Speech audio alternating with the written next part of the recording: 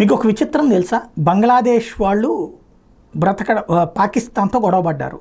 పాకిస్తాన్ వాళ్ళు బంగ్లాదేశ్ అంటే పాకిస్తాన్లోని పార్టీ వాళ్ళని చంపేస్తున్నారన్నటువంటి ఉద్దేశంతో వాళ్ళు షెల్టర్ కోసం భారతదేశంలోకి వస్తుంటే వాళ్ళకి షెల్టర్ ఇస్తూ కూర్చుంటే భారతదేశపు నిధులన్నీ వాళ్ళకే ఖర్చు అవుతాయి.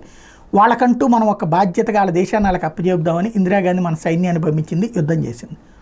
ఫైనల్గా బంగ్లాదేశ్ వాళ్ళకే ఇచ్చింది. మనం ఏమైనా తీసుకుని బంగ్లాదేశ్ మన దగ్గర స్వాధీనం చేసుకున్నామా? ఏదో కాశ్మీర్లో ఉన్నటువంటి POJKని తీసుకున్నట్టు, లేకపోతే కనుక గిల్గిట్ బల్టిస్తాన్ని తీసుకున్నట్టు, బెలూచిస్తాన్ని తీసుకున్నట్టు మనం తీసుకున్నామా? లేదు కదా.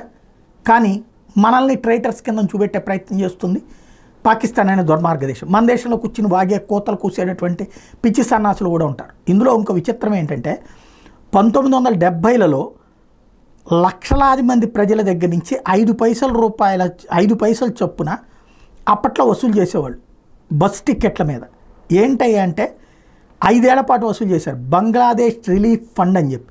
ఫర్ ఎగ్జాంపుల్ పావలా టికెట్ అయితే 5 పైసలు అదనం 30 పైసలు అనమాట.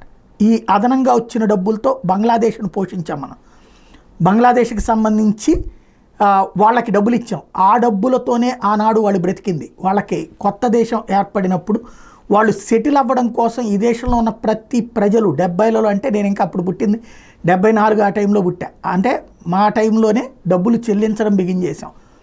ఆ రోజున 5 ఏళ్ల పాటు అట్లా ఇచ్చినటువంటి డబ్బులతో సెటిల్ అయినటువంటి వాళ్ళు ఇవాళ భారతదేశం మీద విషం చెబుతారు. అదే విచిత్రం.